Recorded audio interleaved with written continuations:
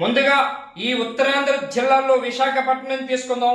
విశాఖపట్నం జిల్లాలో అనకాపల్లి నియోజకవర్గం వెళ్దాం. అనకాపల్లి నియోజకవర్గానికి వెళ్తే అనకాపల్లి నియోజకవర్గంలో మాజీ మంత్రివర్యులు, మాజీ మంత్రిగా పనిచేసిన అనుభవం ఉన్నది కొణతాల రామకృష్ణ. ఇది ఉమ్మడి ఎన్డీఏ కూటమి అభ్యర్థిగా టీడీపీ, జనసేన, బీజేపీ ఉమ్మడి అభ్యర్థిగా పోటీలో నిలబడ్డారు. అట్లాగే వైఎస్ఆర్ సిపి నుంచి మొదటిసారి రాజకీయాల్లోకి వచ్చినటువంటి భరత్ మొదటగా వైఎస్ఆర్ సిపి నుంచి ఎమ్మెల్యేగా నిలబడ్డారు. వీళ్ళిద్దరికి ఇక్కడ చూసుకుంటుంటే ఇక్కడ అనకాపల్లి నియోజకవర్గంలోని కొణతాల రామకృష్ణ మీద గత 2 పర్యాయాల నుండి రాజకీయాల్లో స్వతంత్రంగా లేకపోవటం వల్ల, రాజకీయాల్లో ఈయన కొంచెం సైలెంట్ మోడ్గా ఉండటం వల్ల ఈసారి అనకాపల్లి నియోజకవర్గంలోని ఉమ్మడిగా అక్కడ దాడి వీరభద్రరావు ఆ ఫ్యామిలీతో పాటు అట్లాగే కింద ఉన్నటువంటి లోక్సత్తా నుంచి లోక్సత్తా రాష్ట్ర అధ్యక్షులు బాబ్జీ వీళ్ళందరూ కలిపి ఉమ్మడిగా కొణతాల రామకృష్ణ గెలిపించుకోవాలనే లక్ష్యంతో అనకాపల్లి నియోజకవర్గంలో గట్టిగా పనిచేశారు. ఈ పనిలో భాగంగా అనకాపల్లి నియోజకవర్గంలో అక్కడ జనసేన పార్టీ నుంచి ఎవరైతే పోటీ చేస్తున్నారో కొణతాల రామకృష్ణ, అక్కడ వైఎస్ఆర్ సిపి నుంచి పోటీ చేసినటువంటి భరత్ ఈసారి ఈ మొదటిసారి ఎలక్షన్లోకి వచ్చినటువంటి భరత్ సుమారుగా 20,000 ఓట్లు మెజార్టీతో ఓడిపోతున్నారు అనేది తేలింది. ఇక్కడ జేఎస్పీ పార్టీ, జనసేన పార్టీ నుంచి పోటీ చేసిన కొణతాల రామకృష్ణ 20,000 ఓట్ల మెజార్టీతో మొదటగా గెలవబోతున్నారు. రాష్ట్రంలోనే ఉత్తరాంధ్ర జిల్లాలో హైయెస్ట్ మెజార్టీ తోటి ఇక్కడ గెలవబోతున్నారని తెలుస్తూ ఉన్నది. ఇక్కడ కొణతాల రామకృష్ణ రాబోతున్నారు. అది నెక్స్ట్ నర్సీపట్నంకి వెళ్దాం. నర్సీపట్నం నియోజకవర్గానికి పోదాం. నర్సీపట్నం నియోజకవర్గంలో మాజీ మంత్రిగా పనిచేసినటువంటి చింతకాల అయ్యన్న పాత్రుడు, అట్లాగే వైఎస్ఆర్ సిపి ప్రస్తుతం ఎమ్మెల్యే అభ్యర్థిగా ప్రస్తుతం 2వ సారి ఎమ్మెల్యేగా గెలిపే లక్ష్యంగా పోటీ చేసిన పెట్ల ఉమా శంకర్ గణేష్ పోటీ చేస్తున్నారు. వీళ్ళిద్దరిలో ఎక్కువగా చూసుకుంటే ఇక్కడ వంతెత్తులు పొడతలు ఎక్కువగా ఉన్నాయి ఈ నియోజకవర్గంలో. ఇక్కడ మొదటగా చూసుకుంటే నర్సీపట్నం నియోజకవర్గంలోని అయ్యన్న పాత్రుడు కొడుకులు ఎవరైతే ఉన్నారో 2 కొడుకులు మైనస్ వల్ల ఇక్కడ అయ్యన్న పాత్రుడికి భంగపాటు తప్పదని తెలుస్తూ ఉన్నది. ఇక్కడ గ్రౌండ్ లెవెల్లో కరెక్ట్ గా చేయలేకపోయారని కూడా తెలుస్తూ ఉన్నది. ఇక్కడ ఆ నర్సీపట్నం నియోజకవర్గానికి పోతే నర్సీపట్నం నియోజకవర్గంలోని ఇద్దరు విషయాలు చూసుకుంటే పెట్ల గణేష్ శంకర్ ఎవరైతే ఉన్నారో ఆ పెట్ల గణేష్ శంకర్ అనే వ్యక్తి ఎమ్మెల్యేగా వైఎస్ఆర్ సిపి నుంచి ఈసారి 500 నుంచి 1000 ఓట్ల మెజార్టీతో గెలిపి ఓటమి ఏదైతే ఉన్నదో వీళ్ళిద్దరు టఫ్ ఫైట్ లోని ఎవరైనా ఇద్దరిలో ఎవరు హెచ్చుగా ఉండేది గణేష్ శంకర్ ఉన్నది. ఎందుకు అంటే ఇక్కడ ఒంటెత్తు పొడలతో మాజీ మంత్రికి అయ్యన్న పాత్రుడు కొడుకులు ఎవరైతే ఉన్నారో వాళ్ళ వల్ల కొంచెం మైనస్ గా మారిందని చెప్పవచ్చు. అందువల్ల గ్రౌండ్ రిపోర్ట్ లో చాలా దారుణంగా చెప్తూ ఉన్నారు. అట్లాగే ఇక్కడ 2 వేల చెప్పుకోవచ్చు. అయ్యన్న పాత్రుడు కాదు, అయ్యన్న పాత్రుడు ఒకవేళ వేవ్ ఉండి రాష్ట్రంలో ఒక విధంగా వేవ్ వచ్చింది అనుకుంటే ఇక్కడ అయ్యన్న పాత్రుడు 500 నుంచి 1000 ఓట్ల మెజార్టీతో గెలిచే అవకాశాలు ఎక్కువగా ఉన్నాయి. లేదు అనుకుంటే ఓటమి చెవి చూసే అవకాశాలు మొదటగా టీడీపీ ఓడిపోయిన సీటు కూడా నర్సీపట్నం అవ్వచ్చని అంచనాలు కూడా ఉన్నది. ఇక నర్సీపట్నం ఇది ఈ పరిస్థితికి వస్తే నెక్స్ట్ మాడుగులకు వెళ్దాం. మాడుగులు నియోజకవర్గానికి పోతే ఓ పక్క బండార సత్యనారాయణ మూర్తి టీడీపీ నుంచి, మరో పక్క వైఎస్ఆర్ సిపి నుంచి మంత్రి బూడి ముత్యాలనాయుడు కుమార్తె ఈర్ల హనురాధ పోటీ చేశారు. ఇద్దరిలో ఈర్ల హనురాధ లోకల్ సెంటిమెంట్ తీసుకొచ్చింది. లోకల్ సెంటిమెంట్ తీసుకురావడం బండారు పిందుర్తి నియోజకవర్గం రావడంతో కొంత మొదట్లో సందిగ్ధంగా ఉన్న తర్వాత అది తేరుకున్నారు. ఎట్టి పరిస్థితుల్లోనైనా అవినీతి అక్రమాలు ఎక్కువగా అవినీతి కార్యక్రమాలు మునిగి తేరటం వల్ల ఆయా అభియోగాలు ఎక్కువగా ఉండటం వల్ల బూడి ముత్యాలనాయుడు మీద వాళ్ళ కుమార్తె పైన వ్యతిరేకత కనబడింది.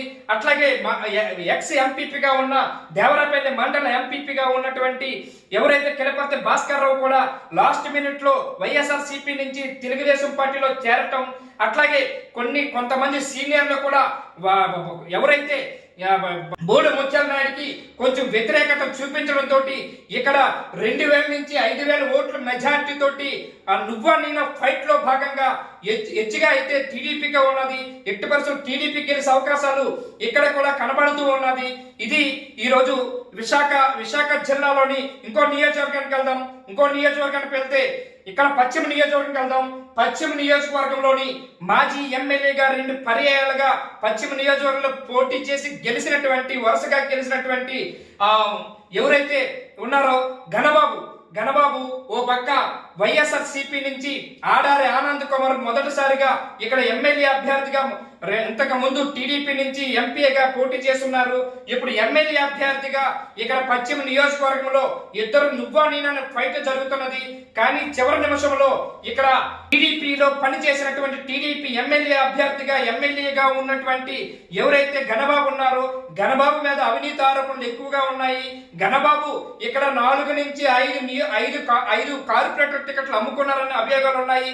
టీడీపీ పార్టీ కేడర్ లో చాలా వరకు సీనియర్లు ఈయన మీద బందుబాటుగా ఉన్నారు. ఇక్కడ ఉన్నటువంటి ఘనబాబు మీద కోపంతో ఉన్నారని తెలుస్తూ ఉన్నది. ఘనబాబు ఎక్కువ మోతాదులోని అక్కడ సిఎస్ఆర్ నిధులు కూడా మింగేశారని కూడా అక్కడ జనం మాట్లాడుకుంటూ ఉంటారు. అట్లాగే హెచ్పిసిఆర్ కోరమండలు ఫెర్టిలైజర్ నుంచి చాలా వరకు నిధులు తీసుకొని దోచుకున్నారని కూడా ఘనబాబు మీద అభియోగాలు కూడా ఆ పార్టీలో ఉన్న టీడీపీ పార్టీలో ఉన్నటువంటి సీనియర్లు కూడా భంగపాటు చేసి ఆయన ఓడించే లక్ష్యంగా పనిచేశారని కూడా తెలుస్తూ ఉన్నది. ఇక్కడ ఆడారి ఆనంద్ కుమార్ వైఎస్ఆర్సీపీ నుంచి తీసుకుంటే ఆడారి ఆనంద్ కుమారు ఎక్కువ మోతాదులో ఇక్కడ 250 మంది పైచలకి గత 2 సంవత్సరాల నుంచి వీడియోలకు కానీ అలాగే బాగా వయసు అయిపోయినటువంటి మామలకు అట్లాంటి వాళ్ళకి పెద్దవాళ్ళకి పెన్షన్ రూపంలో సొంత నిధులు ఇవ్వటం జరిగింది 2 సంవత్సరాల నుంచి. ఆయన్ని చూసుకుంటే 8% ప్రజలు కూడా గమనిస్తూ ఉన్నారు. ఘనబాబు 2 పర్యాయాలు ఏ రోజు కూడా హెల్ప్ చేయలేదు. ఎప్పుడు కూడా మాకు ఎటువంటి మాకు అండగా నిలవలేనటువంటి ఘనబాబుని ఓడించే లక్ష్యంగా పనిచేశారని కూడా మల్కాపురం, సింధియా, ఇక్కడ కోరమండల్, ఇక్కడ కంచరపాలెం అట్లాగే ఎన్ఏడి ప్రాంతాల నుంచి చాలా వరకు కూడా వ్యతిరేకంగా పనిచేశారని కూడా ఘనబాబుకి తెలుస్తూ ఉన్నది. అట్లాగే ఇక్కడ ఆడారి ఆనంద్ కుమారు సుమారుగా 2000 ఓట్ల మెజార్టీతో గెలిపే అవకాశాలు ఎక్కువగా ఉన్నాయని కనిపిస్తూ ఉన్నది. అట్లాగే ఆడారి ఆనంద్ కుమార్కి గెలవడానికి కూడా మంచి ఇంకో చాయిస్ కూడా దొరికింది.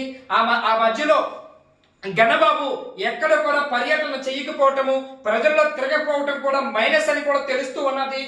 ఘనబాబు కోడలను మాత్రమే మల్కాపురం ప్రాంతాన్ని పంపించారు కానీ ఘనబాబు ఏ రోజు కూడా జనంలోకి రాలేదని కూడా 2 సార్లు ఎమ్మెల్యేగా చేసినా సరే జనాన్ని విస్మరించారని కూడా ఘనబాబు మీద మైనస్ అని అనిపిస్తూ ఉన్నది.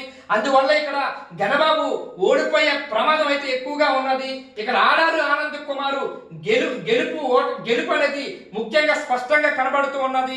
నెక్స్ట్ విజయనగరంకి వెళ్దాం. విజయనగరంకి వెళ్దాం. విజయనగరంలోని ముందుగా గజపతి నగరం తీసుకుందాం. గజపతి నగరం నియోజకవర్గాన్ని తీసుకుంటే అక్కడ గజపతి నగరంలోని బొండపల్లి శ్రీనివాసు ఓ పక్క బొస్తా అప్పలనరసయ్య వైఎస్ఆర్సీపీ నుంచి శ్రీనివాసు బొస్తా అప్పలనరసయ్య శిష్యుడే ఈ రోజు టీడీపీ నుంచి శ్రీనివాసు నిలబడ్డారు. ఇక్కడ శ్రీనివాస్ టీడీపీ నుంచి చూసుకుంటే ఇక్కడ ముందుగా బొస్తా అప్పలనరసయ్య మీద చూసుకుందాం.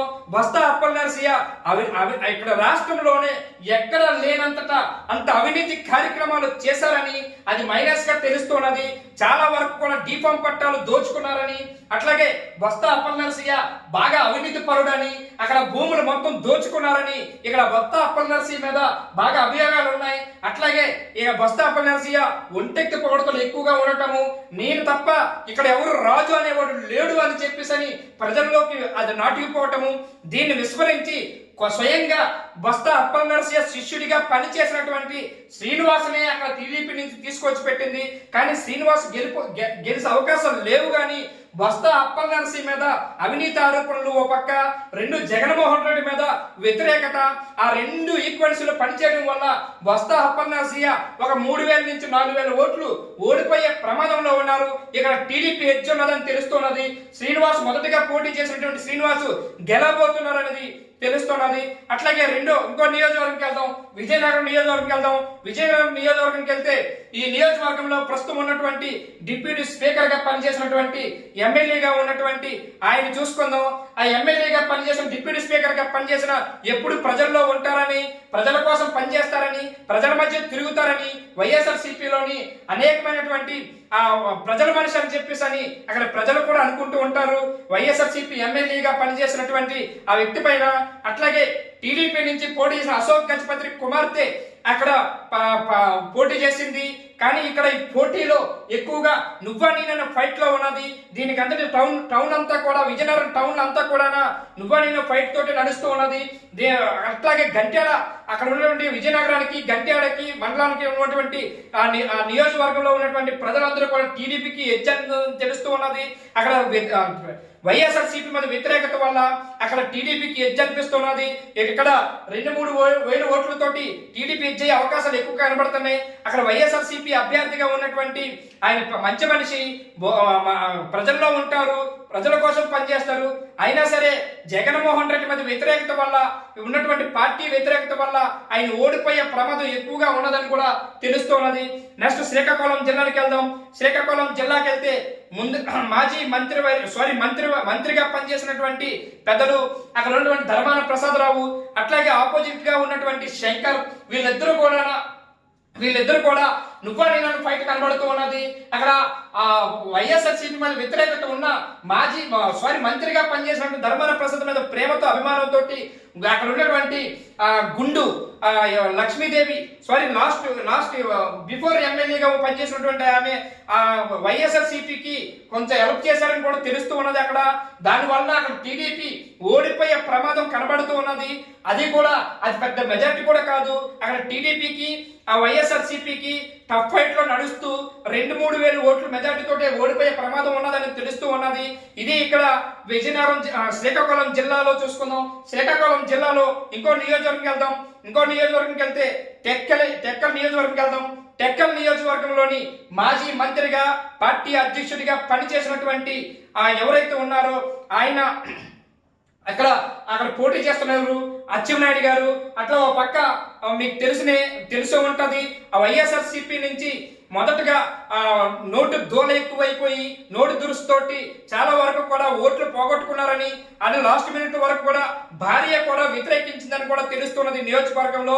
ఈ నియోజకవర్గంలో, టెక్కల్ నియోజకవర్గంలో సుమారుగా 25,000 ఓట్ల మెజార్టీతో గెలవబోతున్నారు అచ్చెన్నాయుడు అని కూడా తెలుస్తున్నది. ఇది ఓవరాల్ గా చూసుకుంటే ఇది మొత్తం శ్రీకాకుళం, విజయనగరం, అనకాపల్లి ఈ 3 ఉత్తరాంధ్ర జిల్లాలను ఓవరాల్ గా చూసుకుంటే ఏ పార్టీకి ఎచ్చున్నదో చూపెడదాము. ముందుగా లాస్ట్ గా ఏ పార్టీకి ఇక్కడ అవకాశాలు ఉన్నాయో, ఏ పార్టీ ఎచ్చున్నదో తెలుస్తున్నది. ముందుగా వైఎస్ఆర్సీపీ అధికారంలో ఉన్న పార్టీకి 34 సీట్లు ఉన్నటువంటి ఏదైతే ఉత్తరాంధ్ర జిల్లాలు ఉన్నాయో, ఉత్తరాంధ్ర జిల్లాలోని 34 సీట్లలో వైఎస్ఆర్సీపీకి 11 సీట్లు రాబోతున్నాయి. అట్లాగే టీడీపీకి 19 సీట్లు రాబోతున్నాయి. ఇక్కడ జనసేన పార్టీకి 3 సీట్లు రాబోతున్నాయి. అట్లాగే ఇక్కడ ఉన్నటువంటి బీజేపీకి 1 సీట్ రాబోతున్నది. ఇది ఓవరాల్ గా చూసుకుంటే ఇక్కడ ఉత్తరాంధ్ర జిల్లాలోని మొత్తం 34 సీట్లు గాను టీడీపీ కూటమికి, ఎవరైతే ఎన్డీఏ కూటమికి ఎజ్జున్నదని చెప్పవచ్చు. కేవలం 11 స్థానాలకి పరిమితం అవుతుందని కూడా చెప్పవచ్చు. అది కూడా 11 స్థానాలు కూడా ఇంకొక రెండు సీట్లు కూడా కొంచెం టఫ్ ఫైట్ లో ఉన్నాయి. ఈ 19 లో కూడా ఒక టఫ్ ఫైట్ అనిపించుతుంది. కాబట్టి ఓవరాల్ గా చూసుకుంటే 11 వైసీపీ, టీడీపీ 19, జేఎస్పీ 3, అట్లాగే బీజేపీ 1. ఇది ఓవరాల్ గా ఉత్తరాంధ్ర జిల్లాల్లోని ఓవరాల్ గా చూసుకుంటే ఇక్కడ టీడీపీ ఎన్డీఏ కూటమికి ఎజ్జున్నదని తెలుస్తున్నది. ఇది ఈ రోజు ఉత్తరాంధ్ర జిల్లాల యొక్క నాడి, ప్రజల యొక్క మాటలు, ప్రజల ఆలోచనలు, ప్రజల విధానాలు, ప్రజలు కూడా కోరుకున్నది డెవలప్మెంట్ కోరుకున్నారు. ప్రజలు ఎవరు కూడా ఈ పథకాలు కోరుకోవట్లేదని స్పష్టంగా ఈ ఫలితాలు తెలుస్తూ ఉన్నది.